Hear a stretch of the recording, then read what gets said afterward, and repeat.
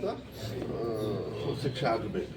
ಇದು ಯಾವಾಗಲೂ ಅಷ್ಟೇ ನ್ಯಾಯ ಗೆಲ್ಲಬೇಕೆ ಹೊರತು ಕಾನೂನು ಗೆಲ್ಲಬೇಕೆ ಹೊರತು ಈ ಥರ ಎಲ್ಲ ಹೋಗ್ಬಿಟ್ರೆ ತಪ್ಪಾಗ್ತದೆ. ಅಮಾಯಕರು ತೊಂದರೆ ಆಗುತ್ತೆ, ಗಲಾಟೆ ಆಗ್ತಕ್ಕಂಥದ್ದು ಲಾ ಆ್ಯಂಡ್ ಆರ್ಡರ್ ಪ್ರಾಬ್ಲಮ್.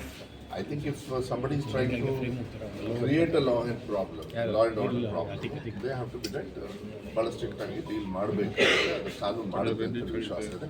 ಈ ಟೈಮಲ್ಲಿ ನಾನು ಏನೇ ಹೇಳೋದಾದ್ರೂ ಸ್ವಲ್ಪ ತಪ್ಪಾಗ್ಬೋದು, ಕರೆಕ್ಟ್ ತಿಳ್ಕೊಂಡು ಹೇಳ್ತೀನಿ. ಬಟ್ ಕಾನೂನಲ್ಲಿ ಯಾರೇ ತಪ್ಪು ಮಾಡಿದ್ರು ನೋಡ್ಬೇಕು. ಅವ್ರೇನೋ ಫುಡ್ ಎಲ್ಲ ಸಿಕ್ಕಿದೆ, ಅದು ಶೆಲ್ಸ್ ಎಲ್ಲ ಸಿಕ್ಕಿದೆ, ಫೈರಿಂಗ್ ಇದೆ, ಪ್ರೈವೇಟ್ ಅವ್ರು ಯಾರೋ ಫೈರ್ ಮಾಡಿದ್ದಾರೆ ಅಂತ ಹೇಳ್ತಿದ್ದಾರೆ. ಅದಕ್ಕೆ ಇದೆಲ್ಲ ಮಾಧ್ಯಮದ ಮೂಲಕನೇ ನಮಗೆ ಸಿಕ್ಕಿದೆ. ನಾನು ಯಾವುದೇ ಅಧಿಕಾರಿಯಾಗಿ ಯಾವ ಕಡೆಯಿಂದನೂ ನಾನು ವೈಯಕ್ತಿಕವಾಗಿ ಮಾಹಿತಿ ತಗೊಂಡಿಲ್ಲ. ಈಗ ಬರ್ಬೇಕಾದ್ರೆ ನಾನು ಕಾರಲ್ಲಿ ನೋಡಿದ್ದ, ನನಗೆ ಗೊತ್ತಿರಲಿಲ್ಲ.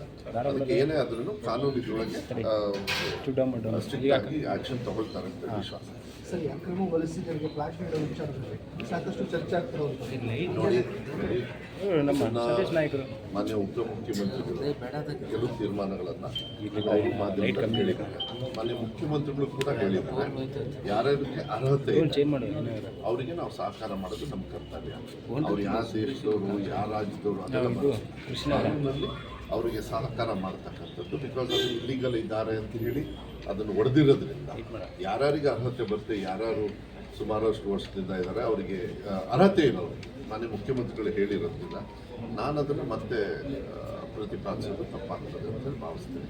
ಅದನ್ನ ಕರೆಕ್ಟಾಗಿ ಅವ್ರಿಗೆ ಯಾರಿಗೆ ಅರ್ಹತೆ ಇದೆ ಅದನ್ನು ಮಾನ್ಯ ಮುಖ್ಯಮಂತ್ರಿಗಳು ತೀರ್ಮಾನ ಇವತ್ತೇನಿಲ್ಲ. ಈಗ ಮತ್ತೆ ವಾಟರ್ ಅಲೋಕೇಶನ್ಸ್ದು ಮತ್ತು ಮೀಟಿಂಗ್ ಮಾಡಬೇಕು.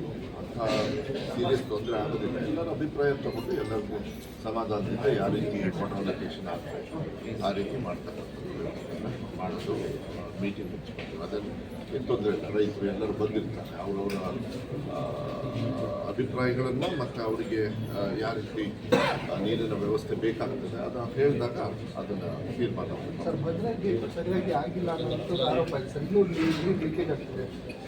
ಏನು ಗೊತ್ತಿಲ್ಲ, ನಾನು ಅದನ್ನು ಚೆಕ್ ಮಾಡ್ತೀನಿ. ಲಾಸ್ಟ್ ಟೈಮು ನಾವು ಮೀಟಿಂಗ್ ಮಾಡಿದಾಗ ಮತ್ತು ನಾನು ಕೂಡ ಸುಮಾರು ICC ಮೀಟಿಂಗ್ ಅಲ್ಲದೇನು ಪ್ರೈವೇಟ್ ಆಗ್ತಾ ಮಾಡಿದಾಗ ಅವ್ರೇನೋ ಈ ರಿಪೇರ್ ಟೈಮಲ್ಲಿ ಸ್ವಲ್ಪ ನಮಗೆ ಕಾಲಾವಕಾಶ ಬೇಕು. ಮೋಸ್ಟ್ಲಿ ಬರ್ತದೆ, ಅದು ಬಂದಮೇಲೆ ನಾನು ಹೇಳೋದು. ಸರ್, ಕ್ಯಾಬಿನೆಟ್ ಇದೆ ಇವತ್ತು. ಕ್ಯಾಬಿನೆಟ್ ಇಲ್ಲ ಗೊತ್ತಿಲ್ಲ, ಈಗ ಅಂತ ನಾನು ಕೇಳಬೇಕು. ಇದು ಬಳ್ಳಾರಿ ಒಂದು ಕಡೆಗೆ ಸೇಫ್ ಗಾರ್ಡ್ ಮಾಡಿ ರಿಪೇರ್ಸ್ ಮಾಡಬೇಕು. ಬಳ್ಳಾರಿ ಈ ಕೇಳೋ ಪ್ರಶ್ನೆನೂ ನಾನು ಉತ್ತರ ಅದೆಲ್ಲದೂ ನೋಡೋದ್ರಿಂದ ನಾನು ಅದಾದ್ಮೇಲೆ cabinet sir, cabinet sir, cabinet ಇದೆ ಸರ್, ಕ್ಯಾಬಿನೆಟ್ ಇದೆ 4 ಗಂಟೆಗೆ. ಅದಕ್ಕೆ ನಾನು ಸ್ವಲ್ಪ ಬೇಗ ಆಗ್ತೇನೆ. ಪಾಪ ಎಲ್ಲರಿಗೂ ನನ್ನಿಂದ ತೊಂದರೆ ಆಯಿತು, ನಿಮ್ಮನ್ನು ಸೇರಿಸಿ. ಅದು ಬೇಕಾದ್ರೆ ಯೂಶಲಿ 10 ಗಂಟೆಗೆ ಇಡ್ತಾರೆ. ನಾನೇ ರಿಕ್ವೆಸ್ಟ್ ಮಾಡಿಕೊಂಡೆ ಅಧ್ಯಕ್ಷರಿಗೆ, ನನಗೆ ಸ್ವಲ್ಪ ಬೇಗ ಇಡಿ, ಯಾಕಂದರೆ ನನಗೂ ಕ್ಯಾಬಿನೆಟ್ ಇದೆ. ಇಲ್ಲಿಂದ ಬೈ ರೋಡೇ ಹೋಗಬೇಕು, ನೀವು ಫ್ಲೈಟೂ ಬೇರೆ ಇಲ್ಲ. ನಾವು ಹೋಗೋದಕ್ಕೆ ಮತ್ತೆ ಲೇಟ್ ಆಗುತ್ತೆ.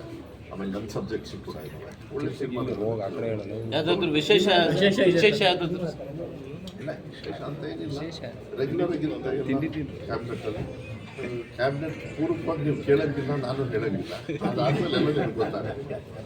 ಓಕೆ.